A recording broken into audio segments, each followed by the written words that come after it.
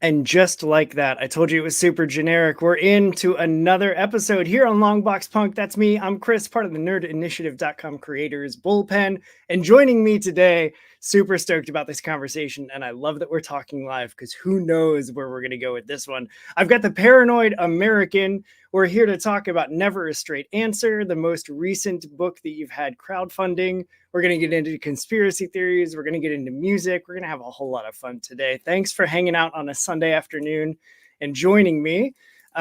Before we really get into the weeds on any of the things, first I want to know, like, tell me about your origin story, how you ended up making comics here in 2024. Yeah, thanks for having me, man. And yeah, Paranoid American is kind of my moniker. I've got a real name. It's not a secret, but I'm not going to tell you what it is. You can find out what it is on paranoidamerican.com. And this has actually been a journey that the comic books, at least, that I've been on for about 12 years and counting now. Like officially, I started in 2012. Okay. Unofficially, I first really started working on the comic book script seriously in like 2006. So it took maybe 6 years to figure out what I was doing, how I was going to do it, how I was going to get the money to do all of that. And I'll start going backwards from there because at that time I was working at Disney Oh, and wow. like on the back lot here in Orlando. And I was working directly with animators inside the Roy O. Disney post production building. Before that, I was in the music industry for, I don't know, 3 to 4 years. And before that, I was in the military. So that's sort Wow. of like the shortest version of my entire origin story. So I guess the interesting part might be when I started working at Disney, and yeah, I was there for about 10 years, and I kind of started as just, I guess, the bottom barrel graphic designer. Hey, we need to pump out these websites or posters or UIs or whatever it happened to be. I was just doing all that stuff because it's exactly what I love to do. It's the world that I've kind of been living in since the 90s. Has been like the Adobe suite. I'm a corporate shill for that one company. I can't think of any other company that I really. That's the one. It's the only thing keeping me on Windows. But yeah, that I mean, that was kind of my world, and I decided while I was working in the music industry prior, I was like, I don't really like. I like music, but it's only gonna get me so far because most of these people, they love the music, which is fun, but like half of them generously only know the lyrics, and out of those it's a smaller percentage that care about the lyrics. And ultimately my goal was to spread conspiracy theory propaganda through whatever I did. So music didn't really fit the bill, and I really wanted to do animation. So I mean, I was working at Disney, I was doing animation for all sorts of like Disney IP and other clients that came through there. And at one point, I was just sitting back and I was thinking, why don't I make like some government conspiracy, like alien abduction type thing Yeah. here, like with the people that I'm working with right now, like at lunch, maybe we can just hash some ideas out, see what kind of conspiracies they're into. And that's kind of the whole nugget of the origin story. Okay.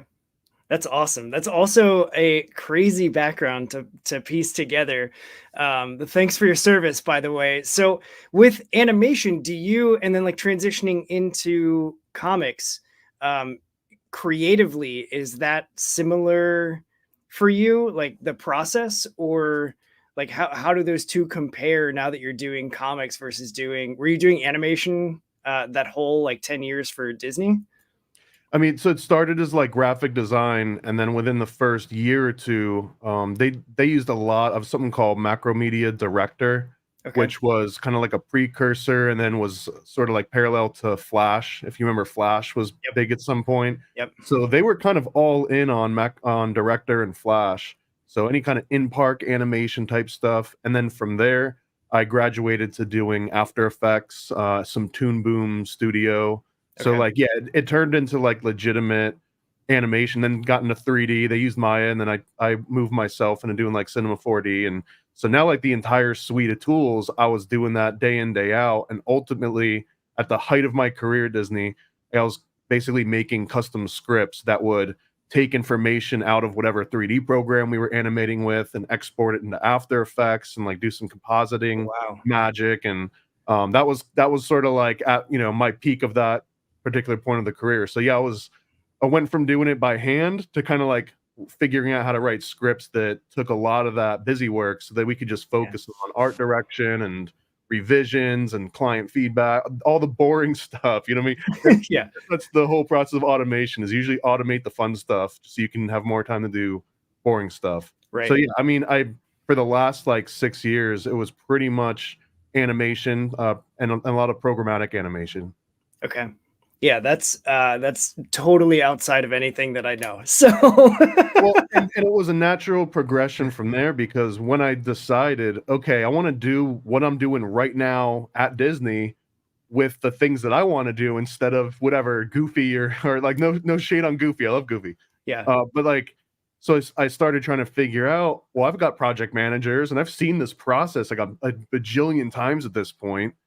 So I tried doing it on my own, and then I quickly realized, oh wow, these dudes cost a lot of money. Like, if like, I got the homie hookup a little bit, and I could get some Mhm. sketches and stuff. But if it was going to be like, hey, spend an extra 300 hours this month doing my thing instead of whatever thing that you've got going on, well, now like all that money for animation, it gets incredibly expensive. So Yeah. and then I also realized that I needed a much better story, because I got to leverage this room, like this building full of, kind of like Disney creatives, and they were pumping out amazing work.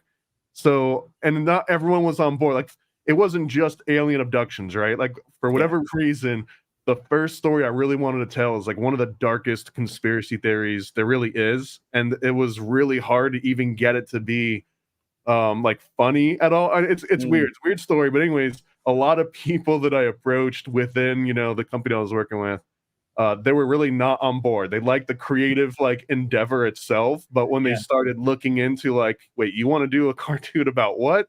So it started limiting the options. So the combination between limited resource pool, which was more of a motivator, really. I was like, man, that just means that you don't get it. Like, you're not seeing what I'm seeing. So that makes me like need to do this now. If you're Yeah. not on board, because I know you would be. But the amount of money it was going to cost, I think it was came out to like 70K for like a proper 11-minute pilot. If I wanted to do it at like the level that it needed to be done to like pitch to other networks and stuff like that.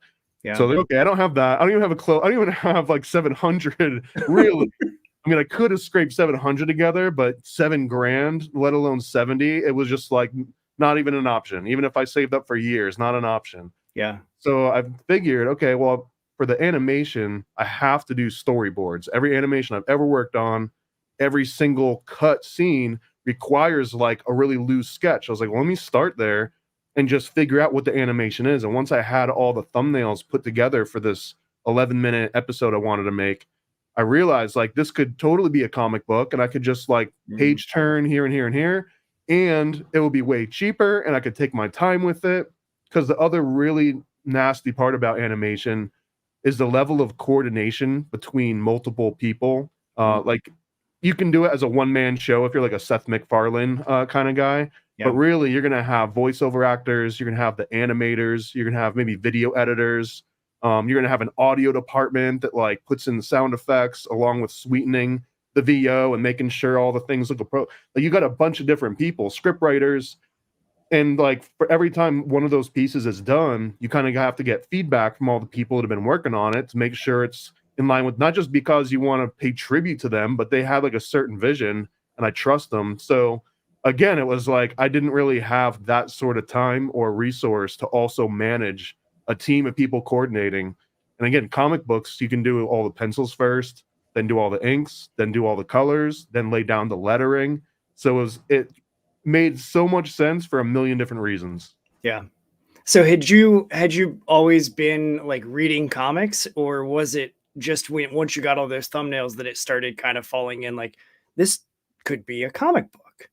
No, I had always been reading comics. I think like since forever. Like, I've always wanted to work on comics since I was like at least 5 or 6, because I know I moved from New York when I was like 7. Mm. And when I was still in New York, my best friend that lived next door, he could draw like phenomenally. And I was just like, I want to make comic books. And every time I moved and we went like to Florida first, all my first friends, I was like, hey, you want to make a comic? Hey, you want to make a comic? So like, it was always kind of in the blood to work on comics. And it was never like a solo thing, I guess, Yeah. just because like I can draw and I do draw, but I don't like the way that I draw. but also it's more of like a nitpicky thing. Like if I'm working on my own illustrations, I can nitpick it to death to where it'll take a day or two to get a panel out for like the perfectionism. And I just love being able to like tap on people. It's almost like a conductor loves music and they probably play music, you know what I mean? But Yeah. also like there's a difference between like being a conductor of music versus just hashing it out solo one man army style all the time. So Yeah. I'd always wanted to do comics, and this was, I guess, the first time that there was a real reason to do it. Like, because it started in music, and then I was like, okay, I want to make music videos. Oh, okay, music videos is like a short format, and it doesn't deliver the message. Let's get rid of the music, keep the video. Okay, well, 3 minutes might not be long enough. How about 11 minutes? So you can see like how that slow progression, and then from that 11 minute, it's like, whoa, whoa, whoa, like the 11 minutes has to be kind of like high paced, and if you stop and like rewatch it over, it has a diminishing return. Whereas comics, a 20-page issue, like that can kind of span way longer than what you would consider an 11-minute episode of TV. It's probably be closer to like a 30-minute episode, or 22 if you're talking in like animation terms, because it's usually 11-minute commercial, 11-minute commercial, right? Yep. So yeah, a single comic book in my mind, kind of like easily translated to a half-hour animation that I could take my time with. So yeah, I mean that was like, I guess the comic book almost felt like it should have been obvious the whole time, but I just really, really wanted it to be fused with music, and it's not as easy to put music into a comic book. Yeah, turns out those are two very different. So tell me about your music, since we're kind of already there.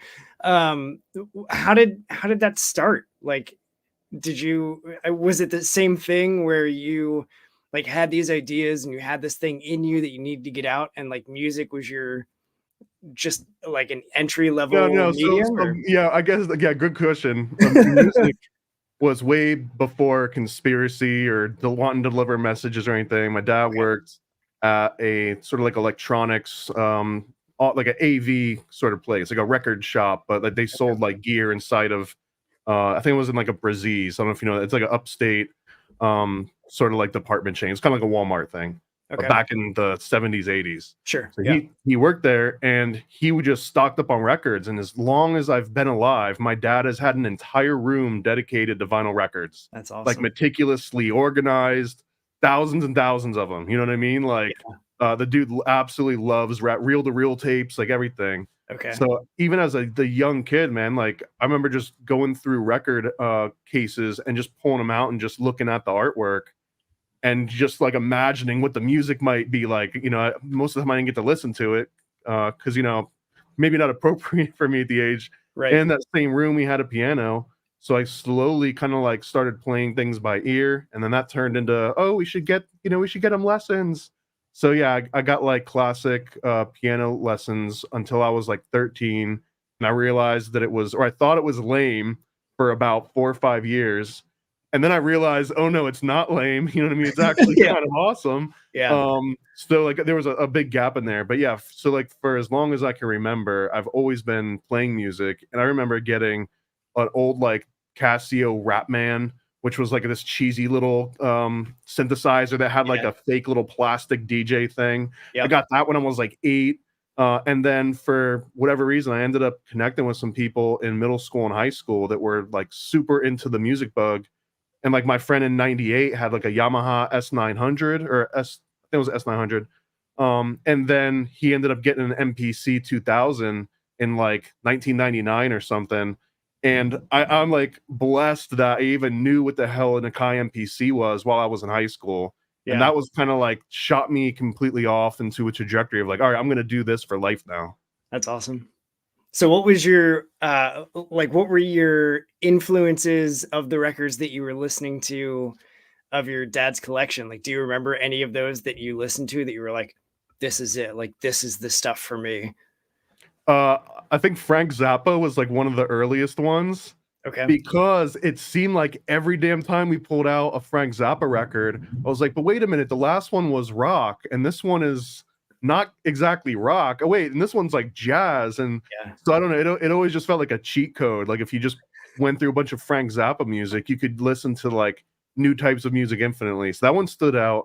The other one that really stood out was just the album artwork of it was a Grateful Dead album. I can't remember exactly which one it was. I've probably meshed it in my mind so many times, but Right. the artwork was awesome. It had some skeleton on the front, you know what I mean? And Yeah. I was just imagining in my little like 6 or 7-year-old head, oh, this is gonna be some like real like nasty heavy metal stuff, you know, the things that they don't even play on MTV. Yeah. And I begged him to put it on. He's like, no, no, no, no, you know, you wouldn't like it. You wouldn't like it.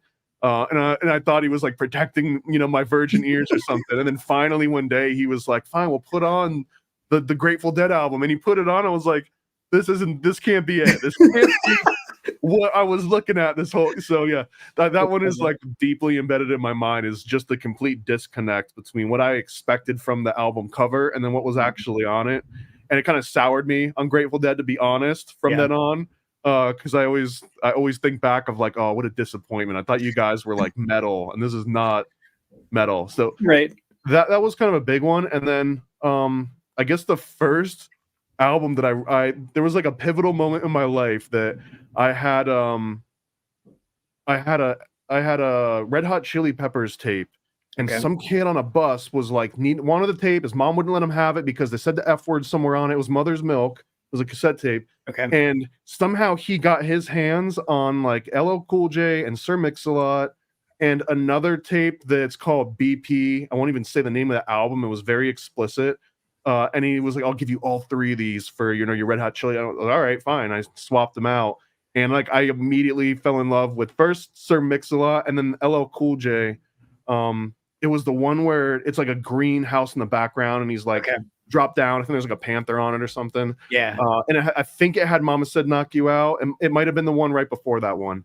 Okay. So anyways, at that point I was like, oh, what's this? And I guess from there on, that's kind of also when I mentioned like the Akai MPC, that was like mostly like hip hop influenced, and the same friend that had that let me get experience with it, he was way big into Wu-Tang because he had grown up in Norfolk, Virginia. I guess they had like a lot of shows that went through there, a lot of influence.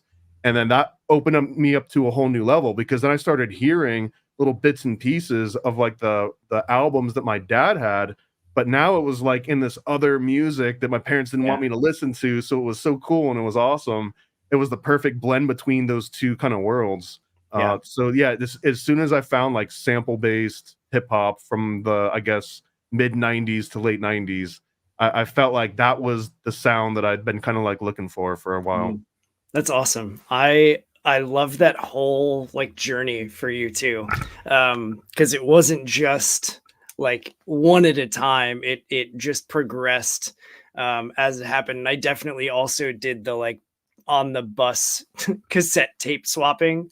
But I traded, God, I think I traded Vanilla Ice, like the one with Ice Ice Baby. I traded that cassette for ICP. Upsell, yeah, that's an upgrade. Yeah, and so like that's how I got introduced to ICP. And then was it Riddlebox or was it Malenko? It was Great Malenko, yeah. And so then when I got into high school and I joined the Columbia House Record Club, I bought like 5 ICP, like all the ICP CDs that they had. Bought? Wait, my friend, you know you didn't have to pay for any penny. You only have to pay a penny. Well, that's what I was buying was I would do the like 12 CDs for a penny each, and then you pay like $29.99 for shipping for this huge box of music. Yeah, and my mom always used to give me grief because I went into high school and I had like 10 CDs and a tiny little CD booklet. When I graduated high school, I had one of the massive like 600 CD books that was almost full. And it's because of Columbia House, because I just like every month I was buying 12 more CDs for a penny each. And so I just was like, I don't know what this is, but that's a cool cover. I'll buy it. It's not so great, whatever. And even if you really wanted to pirate or download it, it would have taken like an hour per song. So it just made sense to just buy the damn CD and you had it. And yeah, it was a different time. Yep, totally different time. So let's talk about your book, shall we? The Kickstarter has wrapped up. However, you are still in, I have this handy dandy, it's still live on Indiegogo in their storefront mode, so people can still pick up a copy there. I was perusing the Indiegogo just a little bit ago, and I'm totally just gonna cheat here and look at it now. You can still choose all the perks. You've still got the add-ons. So tell me about Never a Straight Answer. Like this, it's the 3-story anthology, right? Well, it's a single story. It has 3 different artists, and Got it. the story is kind of spread out, and the artists kind of jump in and out of this continual, Cool. Okay. anthology. It basically traces this idea of what if Stanley Kubrick directed the moon landings, and not just what if, but let's just assume that that is fact, and then build a comic book around it. But the comic book itself, the best way, I'm still working on the elevator pitch on all this, but it's kind of like, how The Office is everything except for selling paper. Like, it takes place in a paper factory, Yeah. and they sell paper, but that's never really, except for a couple episodes, never really about what the show's about. It's not where the humor comes from. It's Yeah. like all the weird antics of just like being bored, and without going stir crazy, how these people kind of like irritate each other, and so it's sort of that laid on top of this premise that Stanley Kubrick is directing the moon landings. He's Okay. being forced to work with actual NASA and military astronauts, so that like the credentials line up, but they can't act, and he demands perfection. Yeah. So he's just constantly irritated by how inept all of these astronauts sort of are at the job of acting, and it's constantly trying to bring in actors, but actors don't take things seriously enough, or they take it too seriously. There's a bunch of cameos that come in, like Don Rickles shows up with a monkey at one point That's awesome. that reenacts the scene from 2001. He grabs a big turkey leg from the craft table and he starts beating people with it. So, like, that's another example where it just has all these inside references to Stanley Kubrick movies. Like, every Yeah. single page is multiple references, up and down. And then, true to my name, and maybe the main inspiration behind the book is that it's just nonstop full of conspiracy fact. I guess if you're talking to me, conspiracy fact from my bias, but conspiracy theory lore, Yeah. again, is the driving force on every page. So if you're completely ignorant to all of the NASA conspiracies and stuff, it'll sort of help you dip your toe into it. Okay. But also it's not trying to tell you about anything. They're all sort of like these inside references, so that if you are like the true Kubrick aficionado, or the true like Apollo 11, we never went to the moon, Earth is flat, sort of the top of that game, you're Yeah. going to find references to all that too. So That's cool. I'll give you an example, is that there's a scene when he's shooting, because Kubrick's shooting like a bunch of B-roll that maybe never makes it to the televisions. Okay. And, because the CIA's footing the bill, he's kind of having fun. Yeah. So he's just shooting wild stuff. Like, maybe there's a monolith on the moon. So there's a whole scene where he's shooting this monolith on the moon, and the CIA guy comes in as handler, and he's like, "What the hell? No, we can't use this." He's like, "Yeah, let me just shoot it. We'll decide later, but like, let me just get this." And the CIA guys brings in like the financiers of this court of endeavor, and they're all dressed up like Eyes Wide Shut style, except they're wearing masks that are directly based off of masks from something called the Surreal Dinner Ball, which was in part hosted by Salvador Dali. But it was also held at this Rothschild mansion in Europe, which is the exact same place that Stanley Kubrick had Eyes Wide Shut shot, the exact same building and everything. Okay. But this is because of the Surreal Dinner Ball that preceded it. So this is just like one of those inside references. Like, oh, I actually recognize those exact costumes from the Surreal Dinner Ball, not just Eyes Wide Shut. And again, this is taking place in the concept of Kubrick shooting a fake moon landing set with a CIA there and a big monolith. So Yeah. just an example of every single little mid-story and every panel has kind of got like these 3 things going on at once, as best as I freaking could. That's awesome. Yeah, I know even on the Kickstarter and then on the Indiegogo as well. I think you said something like, I put way too much research into like writing this book, and so I wanted, like, how do you even begin to go about researching something like this, to then write this fully intricate, deeply detailed story? Lots of time, I guess. So like I feel like I've paid my ultimate conspiracy dues. I've been deep the same time that I got involved in like Wu-Tang and then in the mid 90s. They were sampling stuff from this guy Jordan Maxwell, and they were talking about Illuminati. There was actually an LL Cool J song featuring Prodigy of Mobb Deep that has this famous line, "The Illuminati want my mind, soul, and my body." And what a catchy line that was. And then I heard that little clip being replayed on other music later on as like I think Jedi Mind Trick had it at one point.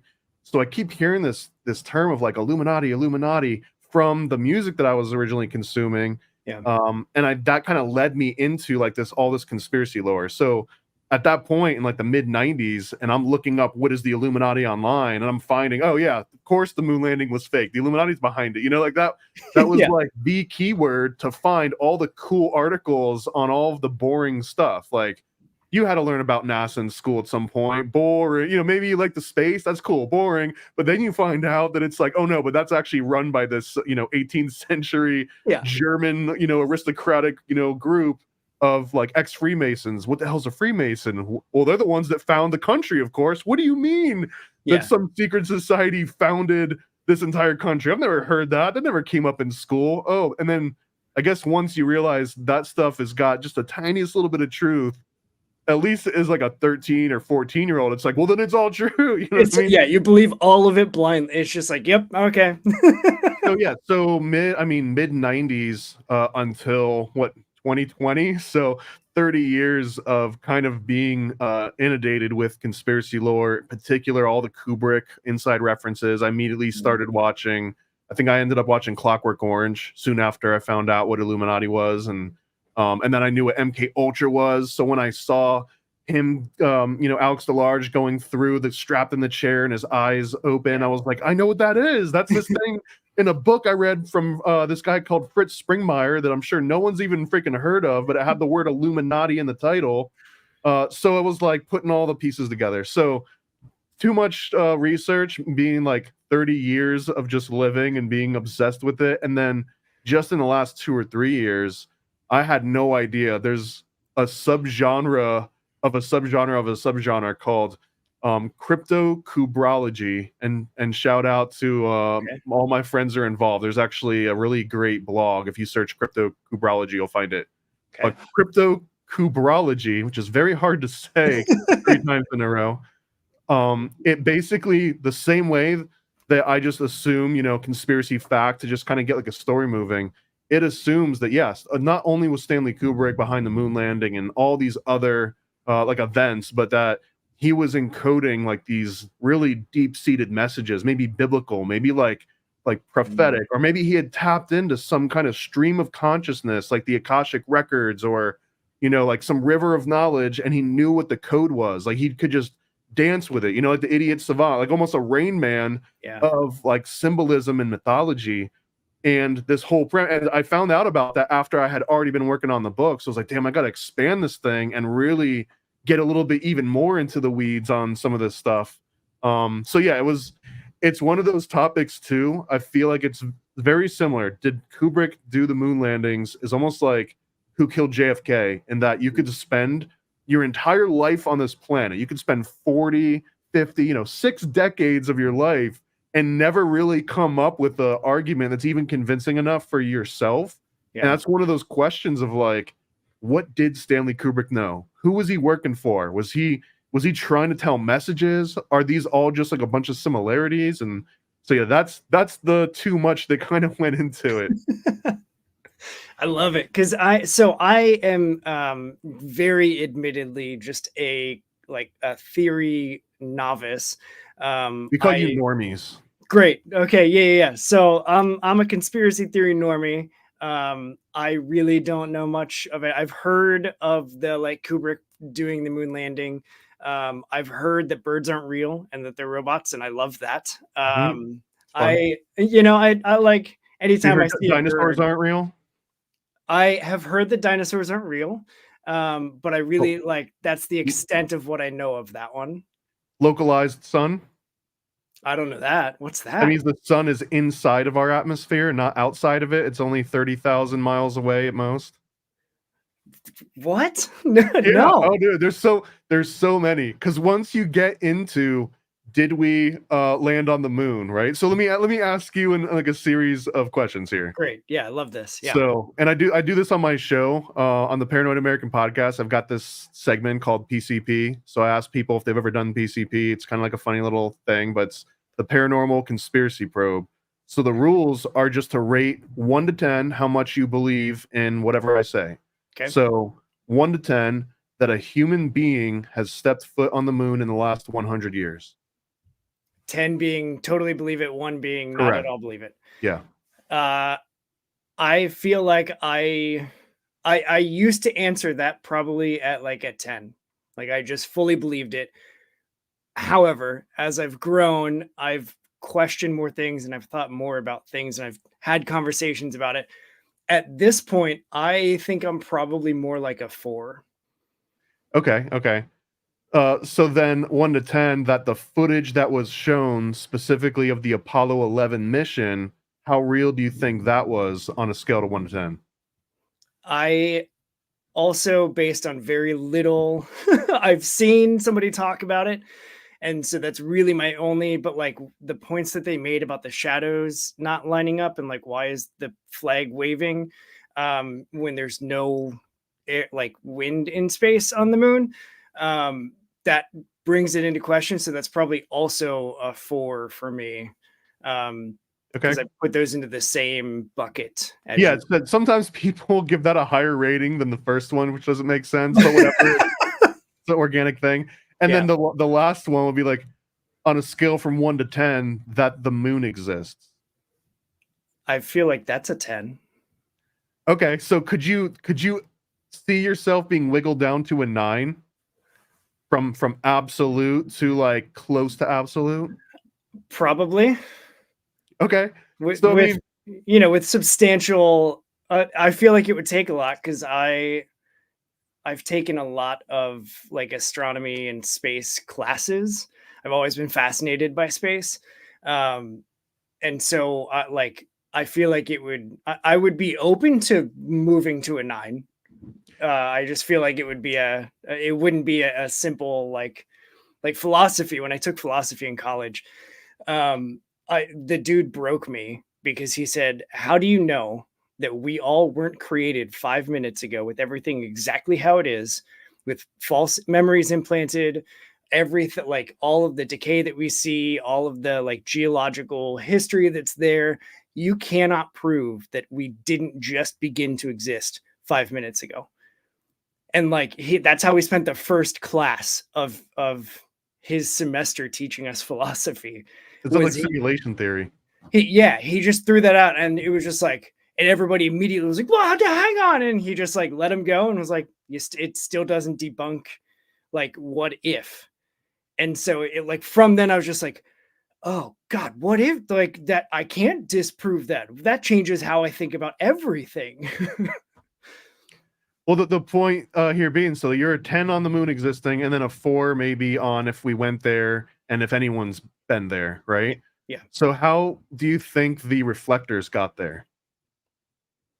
See, I don't even know what the reflectors are. Okay, well, so this is actually if you play both sides of conspiracy theories, which I do often, like I actually love getting to be devil's advocate within my own community sometimes, because Yeah. like everyone loves to just keep like rehashing this, like, yeah, man, freaking moon, yeah, it's fake as hell, man, yeah, bro, you told it, you totally said it, man, it's totally fake, you know. So every once in a while it's like, well, how about the reflectors? So the reflectors were allegedly left by the astronauts on some of those Apollo missions, and you can see them today. If you've got the right kind of technology, you can shine like a laser at them, or you just look with a telescope, you can see where these reflectors were at. So there's a few options here, especially if you're like deep in the conspiracy world. Okay. So the official option is that's true. They were there. They left huge mirror reflectors on the moon. You can see them today. The other one is like, okay, well, a person didn't do that. They sent some moon mission, electronics, like a module there, and it did that. Okay, fine. But it's both of those is like it's still there. Mhm. And then you've got people that are like, it's not there, and all of the like it was there originally, like we never went there. There was a reflector on the moon. That's another option. All the other ones are basically it's like a hologram projection so that it looks like it's on there, or that it's a lie, or that the moon itself doesn't exist. So you can see how it starts deteriorating from believe all the official story to like question whether or not things are as they seem, all the way to like none of it's real. It's all a hologram. The moon is just a cloud of vapor that we've been lied to. There's multiple moons, maybe just like the localized sun. There's also a localized moon theory that the sun and the moon are within our atmosphere because there is no space. Space itself is not real. Oh, geez. Yes, chew on that one a little bit, philosophy major. I'm gonna need a minute. I mean, this is some of the crux of flat Earth theory. Essentially determines that there's a firmament, there's a lens that covers the Earth, and that the optics of that lens are what kind of create this impression that there's like a space outside. There's variations on that go into the ancient world. Like some of the ancients believed exactly that, which is kind of what this new wave of flat Earth is really about, is like going back hundreds of years. But they believe that the firmament was almost like this big dome, and then the stars we see were like holes in the dome, and there's almost like a sun outside, like we're inside another sun. Like there's all these different, and that's just not just spitballing. Like that's like the ancients, super smart old dudes, right? So a lot of people base that. Another fun one that comes up in Space Isn't Real, or that the Earth is flat, or just question everything you know, is something called Tartaria. Have you heard of this one? No. Tartaria is what you could see on old maps where what would normally be like Russia, it's basically just labeled Tartaria, that entire region.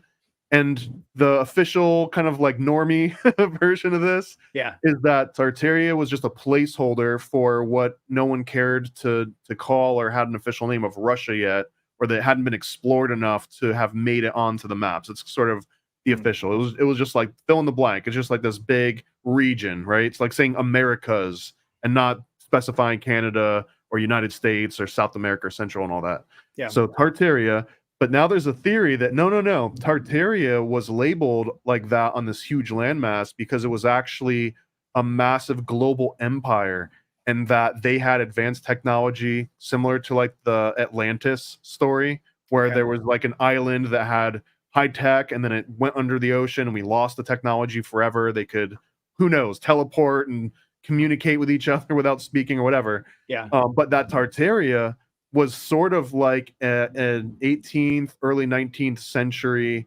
version of Atlantis here on land, but that they fell to the fill in the blank Roman Catholic Church or the Jesuits or Freemasons or whoever. They fell to somebody, and that somebody systematically went across the entire world and got rid of all their evidence so that no one would think. And it's very similar to like your teacher telling you, prove to me that 5 minutes ago we didn't just exist. It's almost identical to that, but it's like, prove to me that before the year 1980 any written history is true, that it wasn't actually all founded on this massive empire called the Tartarians, and that every single other country since its inception has been,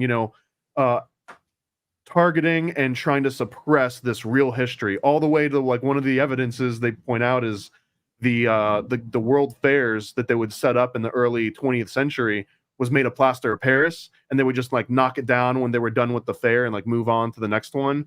Well, apparently that wasn't plaster of Paris. Those were real Tartarian buildings that existed even in like the pre-Columbian Americas. And that when the settlers came over, they were like, uh-oh, we can't let anyone know they've got high technology. Let's destroy this stuff.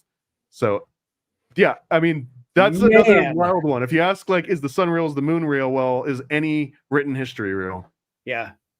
Yeah, because there's no way to disprove that it is real or that it isn't real. Like, at a certain point, you have to acknowledge that you're willing to accept like truth from some sort of an authority or a source at some point, because like one of those things that comes up in Tartaria or flat earth, they'll be like, Plato wasn't real, Socrates wasn't real, Galileo never even existed.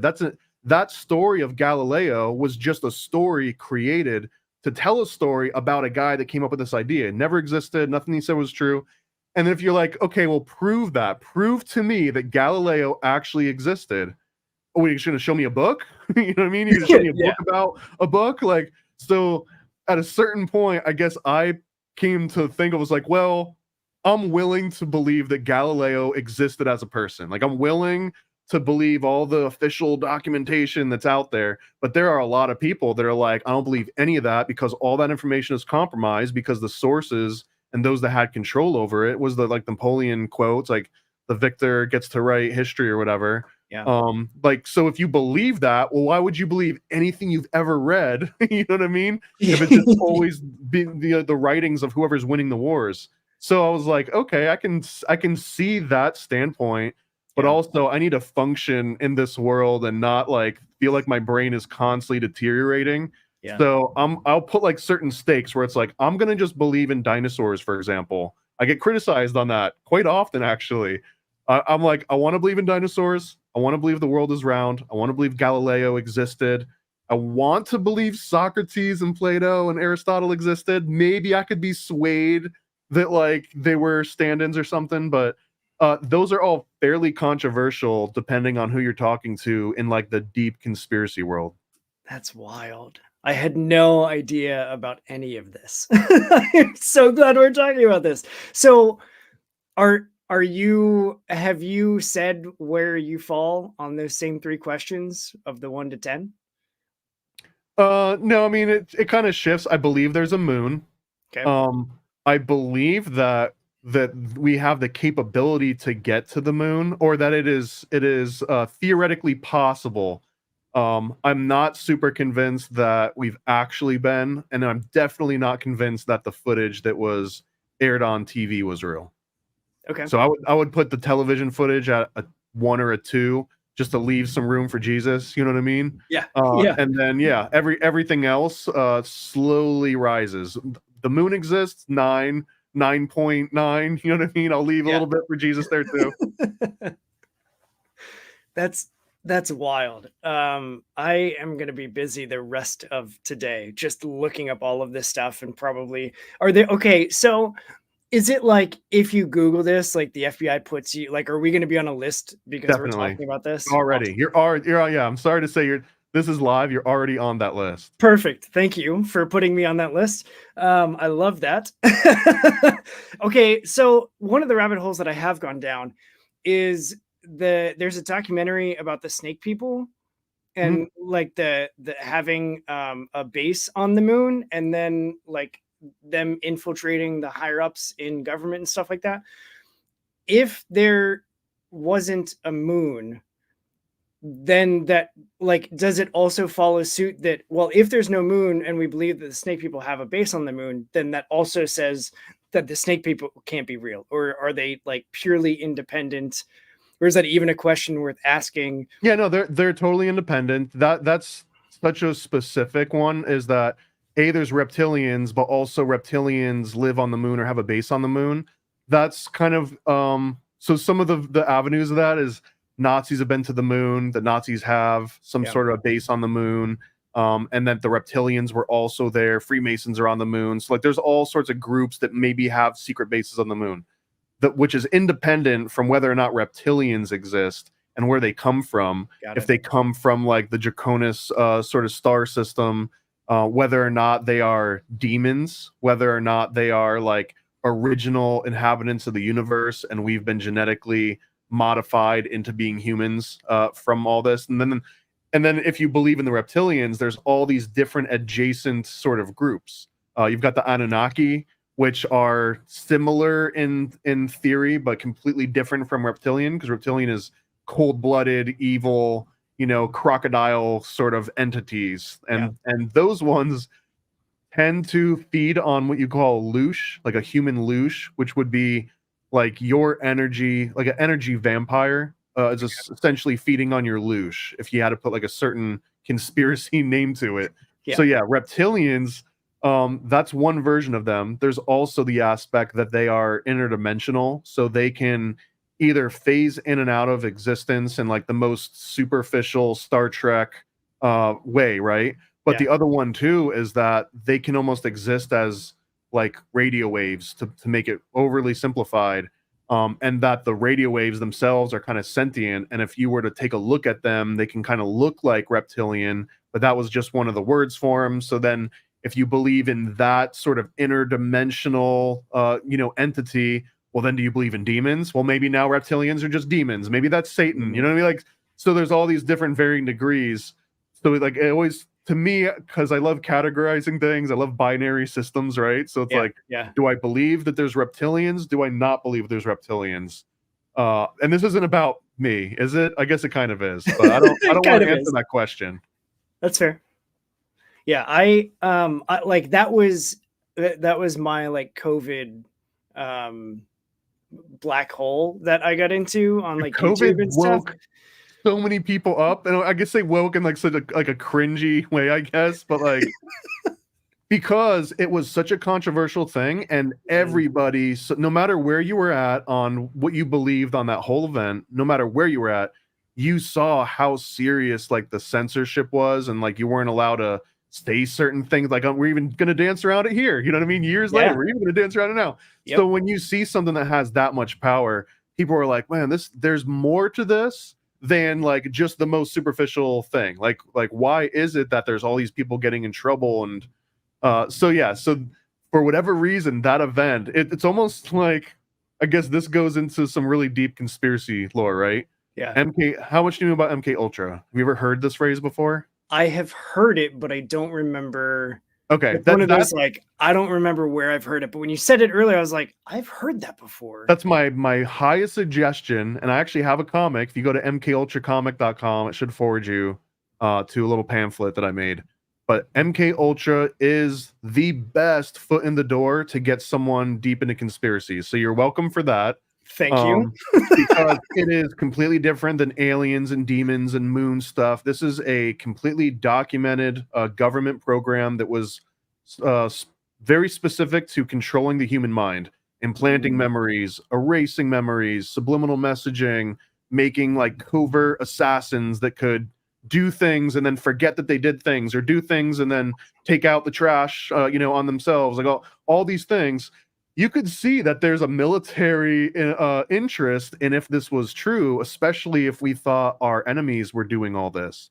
Yeah. Another phrase that's kind of alongside this MK Ultra stuff would be like Manchurian Candidate, Chinese water torture. This is because people would come back from the Korean War and from like all sorts of other operations, and they would be changed. They would be pledging allegiance to this other country that captured them, and no one could make heads or tails of it. So essentially, like that's kind of where all of this like mind control MK Ultra stuff comes in. So the reason that I bring that up is because one of the deep sort of, and this is from a book called Fritz Springmeier, who wrote on something called, which is a fictional, in my mind, or at least a completely non-proven, undocumented, secret operation that happened under MK Ultra or after MK Ultra ended around like the late 60s or 70s. Ended, it was in quotes, let me say. But they got discovered through something called the Church Committee hearings. That's where all this information came out. This phrase called the family jewels came out, which was all about the CIA's secrets. So anyways, in Fritz Springmeier's book about Project Monarch, which is a subset of MK Ultra, Project Monarch is also the original name, I believe, of Stranger Things before they changed it to Stranger Things, because it's also based on this very specific sort of like a theoretical, maybe fictional subset of MK Ultra. But Project Monarch dictates that in order to control or in order to shape the brain with intent, you have to cause some massive amount of stress or trauma to somebody. So, for example, I remember growing up, and this phrase I'd always hear adults talking about was like, I remember where I was when JFK got shot. Do you remember where you were? Yeah, I remember where I was. And it was like weird. It was like this like national bonding thing that everyone apparently knew where the hell they were when JFK got shot. I was like, okay, it's interesting. I could say a couple others, like if you're old enough when Oklahoma City, building exploded. Another one would have been the O.J. Simpson trial. It's a little bit more like surface level, but it represented a very traumatic thing that was going on the West Coast in general outside of O.J. Simpson.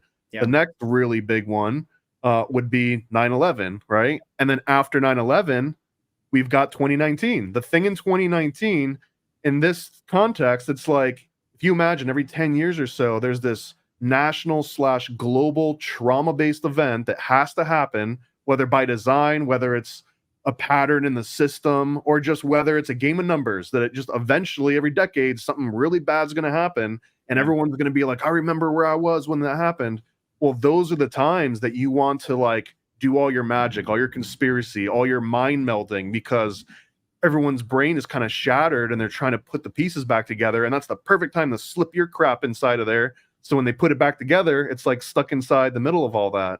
Yeah. So the whole long-winded version of that is like, yeah, 2019 was one of those national traumatic MK Ultra mind control events. Whether it was created to be like that is up for debate in my mind, but it absolutely was used because now everyone knows conspiracy, like my bias, but like, I feel like everyone knows, like, oh, this is when we raise prices. This is when we come out with the new Crystal Pepsi. This is when we do all the things we've been waiting to do. We do it now because like the getting's good right now. We don't know if we're gonna have to wait another 10 years for some big tragedy to happen. Great. So you're saying pay attention for when the next big thing happens, and that's when I need to be Yeah, and investing honestly, in I ads. hate the prophets that are like, oh, Mountain Dew, Code Red came out. That means in 9 months, we're gonna have a massive. I don't like that kind of stuff. Yeah. Just because it's just people throwing darts. How come no one ever predicted Bitcoin? How come there's never been Yeah. a time traveler that came from the future and was like, guys, buy Bitcoin? You know what I mean? It's because I don't really think that it works that exact way. And I don't think that people can prophesize the future that same way. That's great.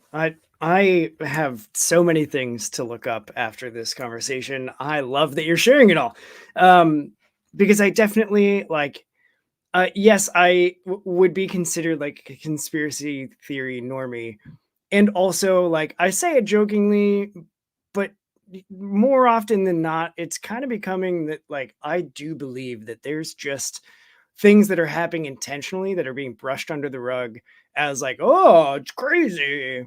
And like somebody was complaining about gas prices the other day. I was like, well, yeah, the election happens in November. Like, of course, gas prices are up because then whoever gets in is going to drop them and be like, look what I did. And like, it's just, if I look at like the intent behind me thinking that, it's like, well, that's because the government's behind it. Like it's all just a switch that they can flip and lever that they can pull and change all of these things and manipulate us.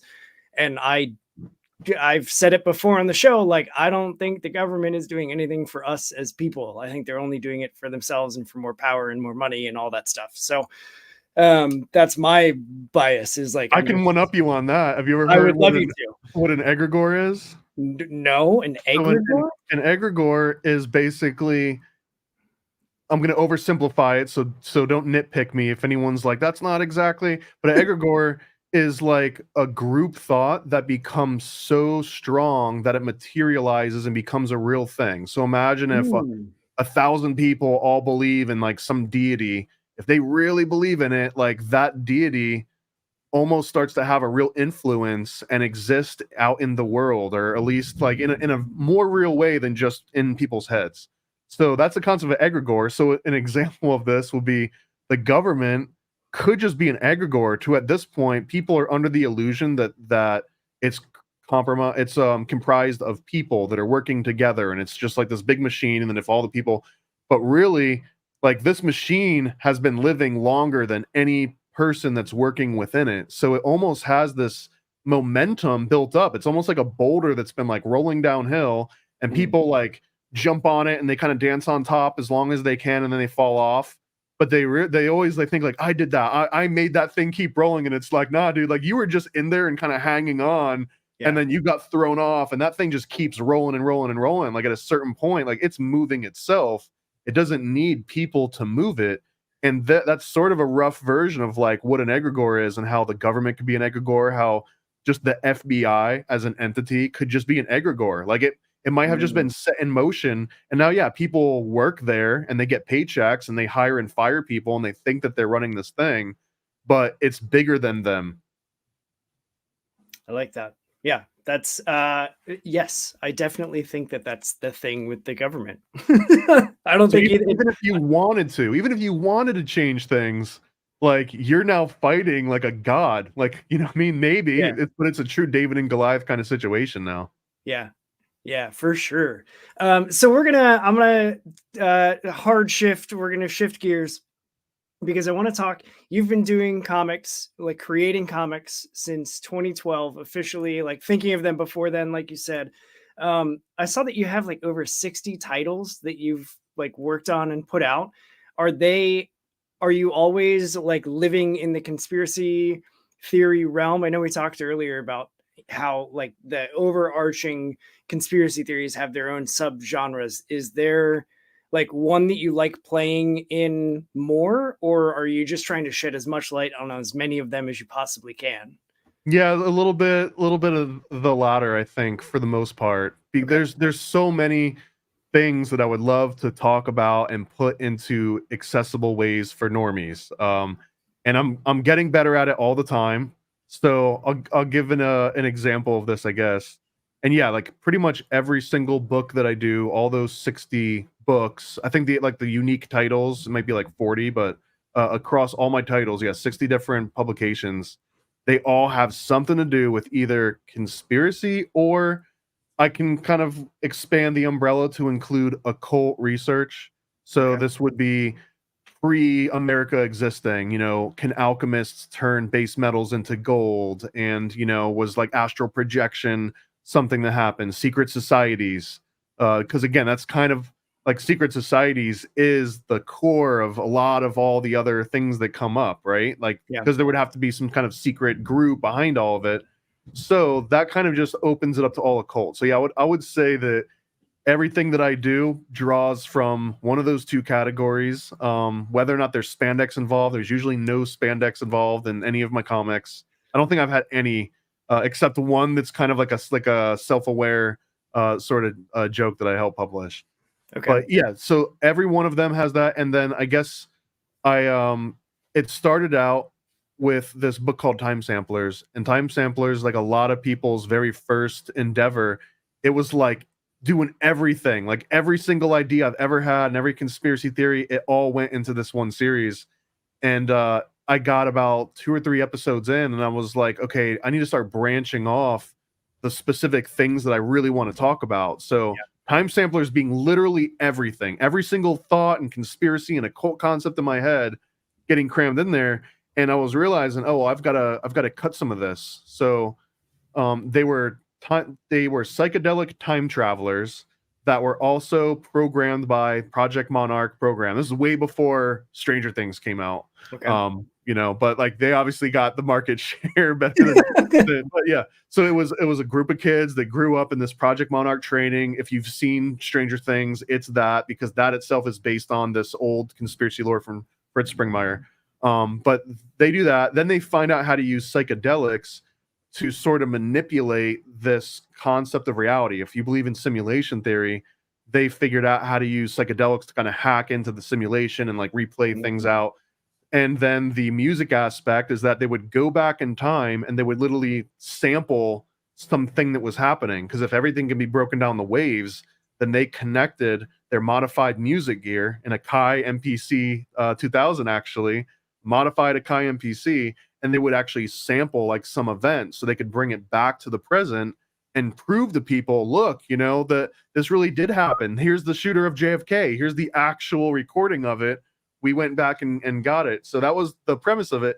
And then at a certain point, I was like, the psychedelic time travel part, it deserves more than just being like a throwaway gag or something. And it wasn't developed enough that it was like required for that particular book to always need it. So Mhm. that branched off into its own comic called Secret Mystery School, which was about a bunch of college students that accidentally become enlightened because they take so many psychedelics, and now they're stuck in this like next level realm full Mm. of philosophers and like all of these ascended masters throughout history, because you know like these immortals essentially.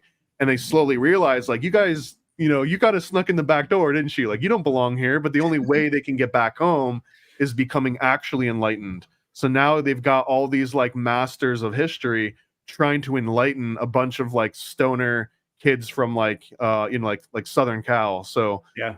and that was the direct example of like, okay, let me take this little tiny bit out of the first comic I was working on and make it its whole own thing. And like almost every other book that I've started is kind of an example of that, where it was like, man, I really wanted to go way more in depth on this, Yeah. and without like taking a hard left turn in this storyline, like make that its own thing. And then before you know it, you got like 40 different titles.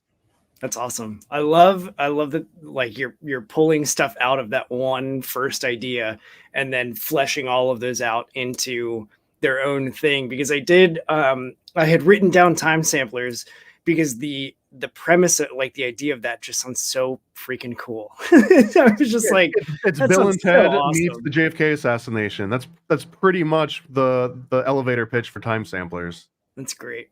Also, I do want to show off. You've got some love from not just me, but A Slave to Gravity is loving those glasses, and it's definitely a whole vibe that you've got going. And I'm here for it, man. I'm so here for it. Appreciate it. Kubrick. What's your favorite Stanley Kubrick movie?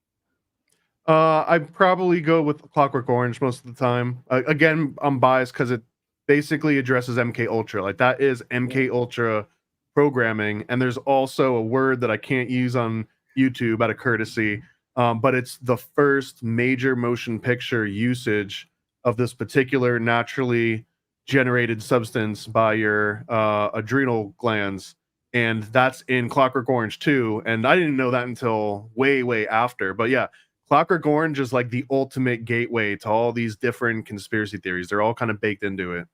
Maybe that's why I am aware of some of this stuff, because A Clockwork Orange is one of the first movies that I remember watching that just like broke my brain. And I was just like, God, what if that is real? Like, what if that, what? And I definitely had the eyes pulled open in the room, feeling even just watching it, because I was just like, this is I mean, it's not even what if, it's called exposure therapy now. Now you can go and get your kids, exposure therapied and stuff. And it's essentially based on that exact premise. Yeah, dude, the MK Ultra rabbit hole is my absolute favorite because it's got like hundreds of sub projects about all different techniques that you can see that they actually do today, except it's no longer happening in like dank sanitariums with questionable doctors that have no oversight. Now it's just happening like when you go and check out at McDonald's or when you're in Target browsing. Like that research has made its way into the most friendly of corporate America when you're swiping on your phone. Like I really believe all that kind of stems from very, very naughty research from like the 30s to 50s. That's wild. Do you have any movies that other than A Clockwork Orange that kind of like go into some of the like the MK Ultra ideas? Because that's for sure the one of everything that I'm like, I need to just like learn all the things I can about it. Are there other movies that like show it without explicitly? Yeah, it's been addressed in very kind of like artsy ways that you might not even know what you're looking at until you've like seen it and then read about it and watched it again with that in mind. Kind of like, is the dress white and black or blue and gold or whatever the thing is, right? Yeah. But Jacob's Ladder is huge one. Yeah. That's absolutely about MK Ultra adjacent, at least. Again, they don't like beat you over the head with it so that you can't really tell. There's a movie called Project MK Ultra that has the dude that played Jesus in the Mel Gibson movies. I'm blanking on his name. Great actor. Yeah. The movie leaves a lot to be desired in my mind. Like they kind of make an exciting thing more boring than it needed to be, but it exists. It's out there. And it's not bad. And then there's another one that was a direct to TV movie that I think aired only in Canada called The Sleep Room.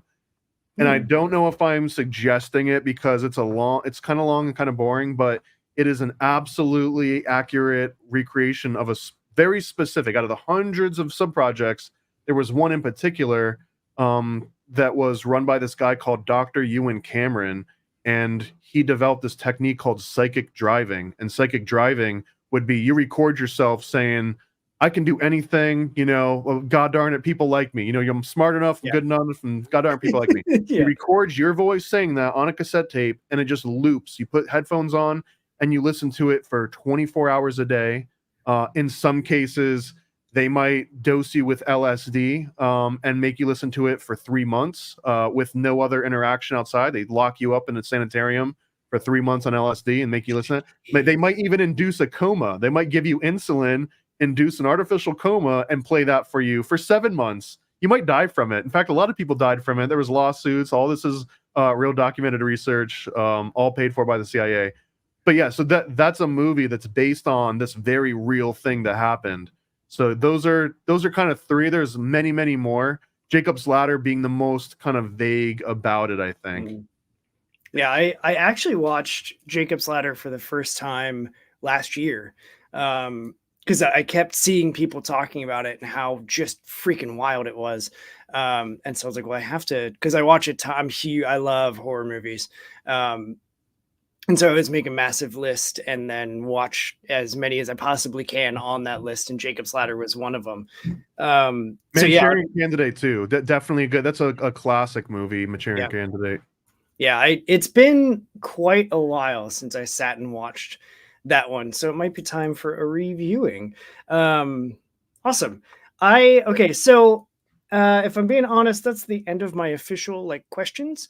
But what I like to do when I run out of questions is I started this show with the intent of boosting indie creators and creators with voices just in general.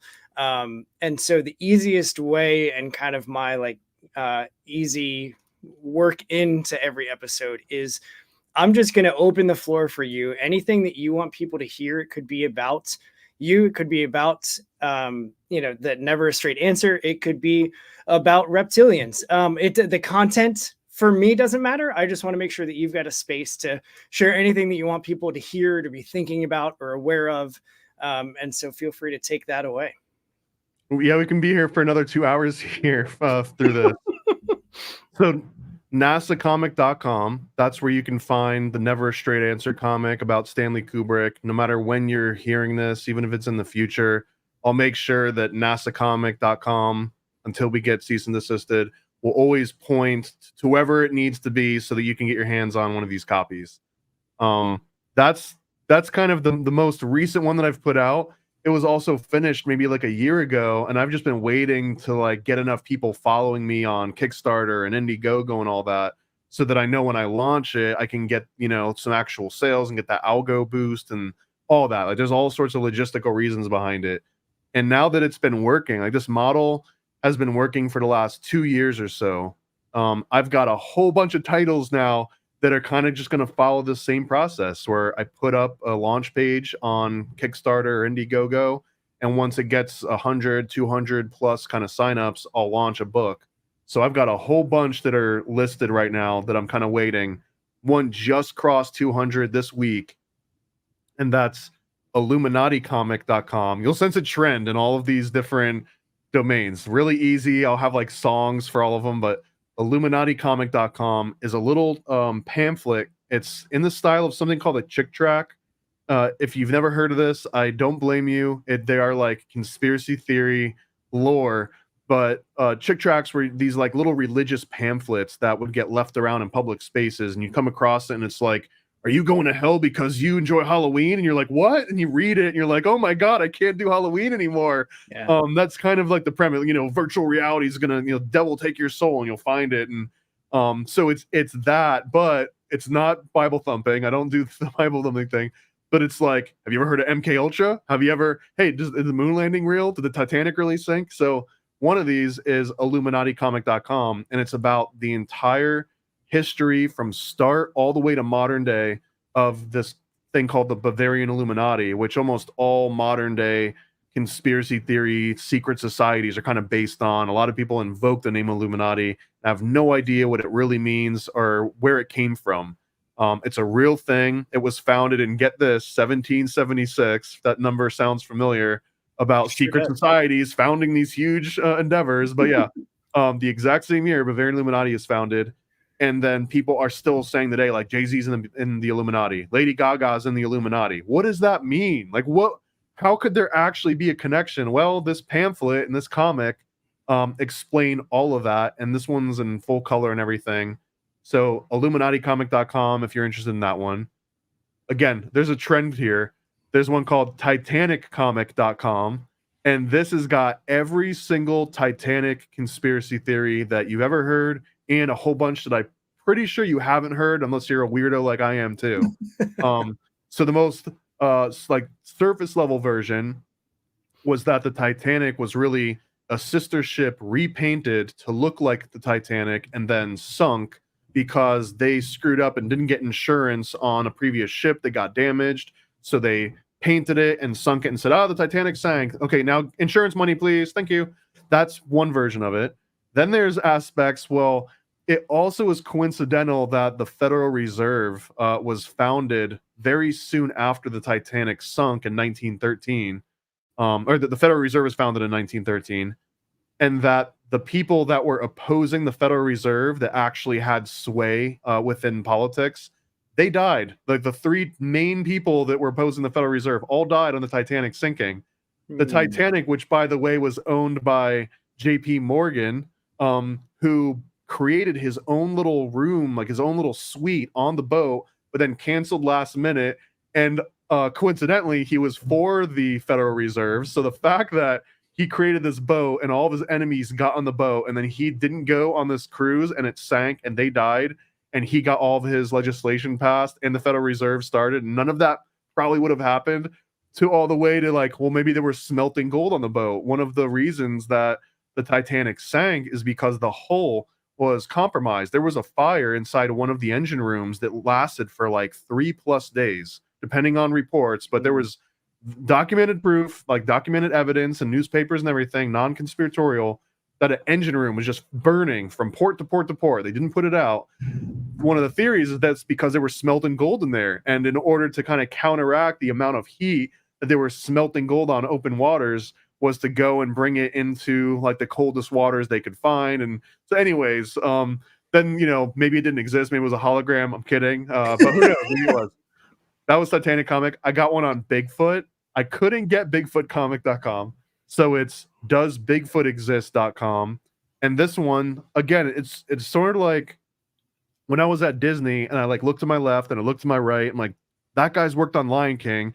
That dude just finished working on the Adam Sandler, I think it's 12 Crazy Nights movie or whatever, whatever it is.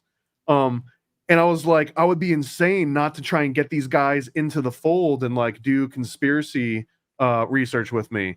So I did the same thing with Bigfoot. I was like, I'm on all these podcasts. I've got a little bit of a platform, and I'm talking to like the guys that are writing books and the ones that are making documentaries on this. Like, why not keep my series going and consult all these guys and get damn near every single Bigfoot origin story, history, variation from different cultures and time periods, and put all those in a comic. So that's doesbigfootexist.com. I can literally keep going, so I don't know how much time you want to give me. That's awesome. No, so what I'm hearing is you have a lot of things in the pipeline. Am I right in seeing, because again, I'm cheating and looking, paranoidamerican.com, where you've got your comics listed for sale, and then you've got all of the the Kickstarter signups for, there's Why Did the Titanic Sink? Satanic Panic, which I love saying. There's the Bavarian Illuminati. Does Bigfoot exist? You've got some t-shirts on there.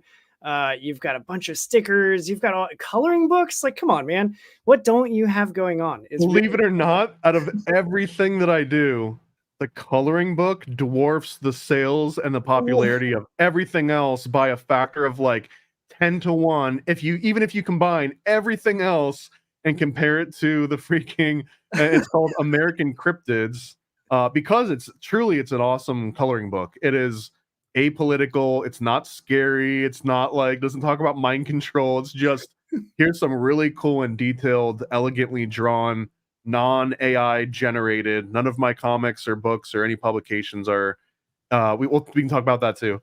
But yeah, but that coloring book, man, that coloring book was also when I was like, man, these normies got some money to spend. The people that are like hate fiat currency, don't tend to spend a lot of fiat currency. It's crazy. And the people that are like normie as hell, like they'll buy the hell out of these coloring books. And so that was kind of the premise of like, okay, let's do Bigfoot, let's do Titanic, let's Yeah. do the moon, let's do some more of like surface level stuff. Cause I feel at this point, I've got all the other books and all the stickers and research and everything. I can go toe to toe as deep as you want to go on any of these rabbit holes. But what I haven't been doing is like not getting all the way into the rabbit hole, maybe hanging out outside of it and like enticing people to jump into the hole. So that's where I've like climbed out of the hole a little bit, so that I can be like, hey, normies, come check this out. You ever heard Stanley Kubrick might have directed the moon landings? Come on board. It's a fun, it's a silly comic. You'll love it. And then it's like, wait, what was that reference to Eyes Wide Shut? And oh, what does this mean? So I don't know. That's sort of the whole entire premise. Now that's my main focus is I need to bring as many normies into the fold as I can. That's awesome. Well, you've brought me into the fold, because I like it just fascinates the hell out of me. So I love like getting different perspectives, hearing what different people are like have researched. Because I'm gonna be honest, I'm really bad at research, and my ADHD is like, no, you're not gonna do any I of mean, that. this is perfect, man. Pet, like the whole point of Paranoid American is to take research that would either be really boring, time consuming, or frankly, like total Debbie Downer, black pill, like whatever, none of this matters anyways, everyone's an evil asshole. That was my like the other big intent that I think makes me stand apart from a lot of other conspiracy sort of entertainment, which is a cool subgenre to even exist. But that it is the opposite of doom and gloom. It's the opposite of like we're all screwed or like they're all coming to get us.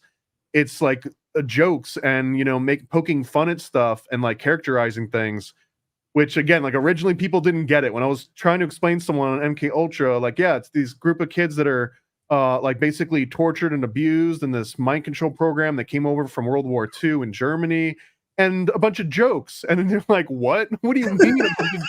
How, like, imagine trying to think of Stranger Things, but it's happening like in the office, I guess, or Yeah. Stranger Things mixed with like a 90s teen sitcom with like Saved by the Bell meets Stranger Things. That's kind of the vibe that I was going for all along.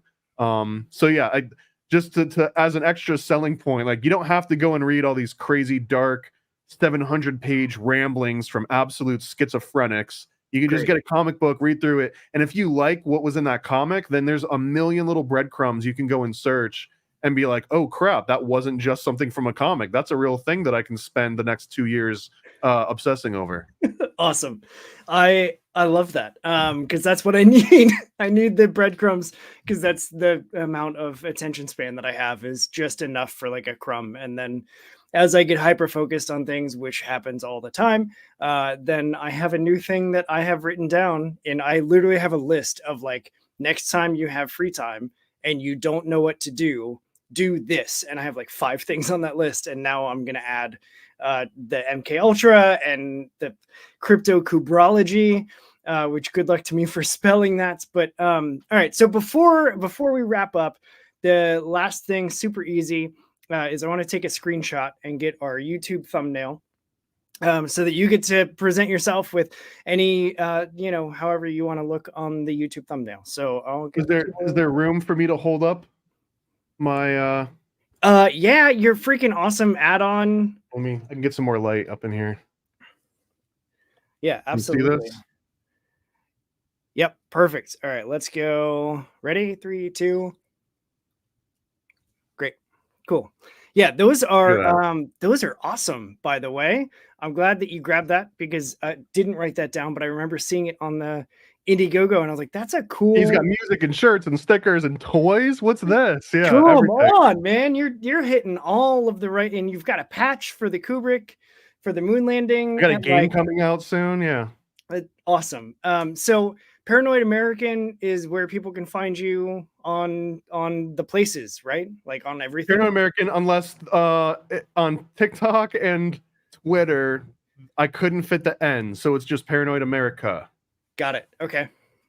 That's funny. Awesome. All right. And I do have all the links and stuff that you sent me, the SoundCloud, the website, I'll make sure that the Indiegogo is there.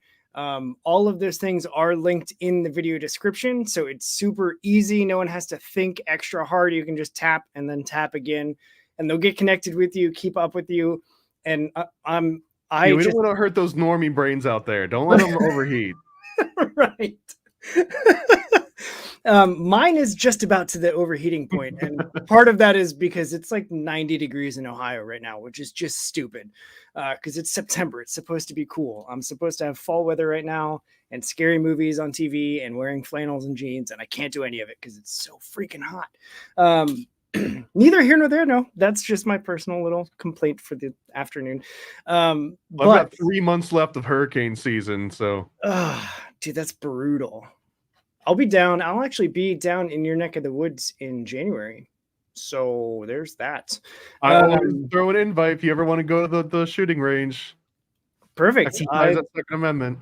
I might. I mean, we'll be in touch anyway, but we might be in touch about January. It's just I'll be down there with my wife, and we'll see how that goes. So, but that's it, man. I appreciate you hanging out, sharing all of these nuggets and these breadcrumbs with us. Talking comics, talking shop, talking all of the things. I had a blast on this conversation, and I just appreciate hanging out with me. So hang tight after I end this. I got some logistic stuff for you, but that's going to be it. So what's a good podcast without a good tagline? And that's going to be it for this interview, punks. So now do what's good for you and read and support some indie comics and do your own research. We're out of here. Ending and